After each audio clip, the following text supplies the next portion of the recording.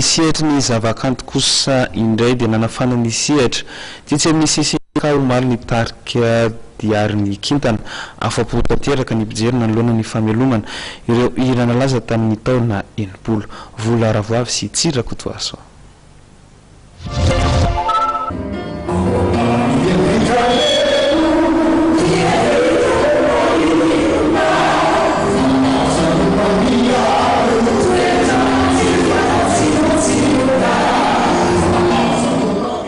Nafana ny séantsitra nataon'ny tarika diary kintana tetsy amin'ny CCSK ny alatsinainy pakateo sous le ciel bleu de Tanan lohateny ity fampisehoana ity izay namelomana ny hirany omaly novelomana teto ny hiran'ireo artista kalaza ny taona 80 toa ny Julia Rassamana, RR Majenga, Barzon, Jeanne Naly ary kintana telo.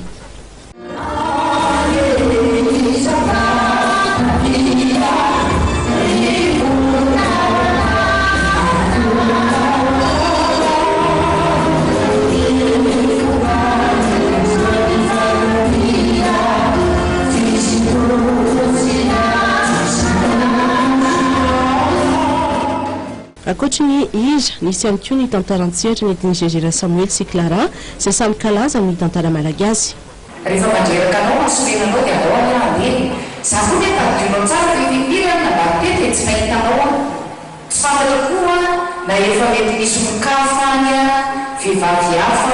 andona tsoratana sous le ciel bleu de Tanan ina eranao mantrana andalinao fa mety toeran'ity atanina somanao misy zay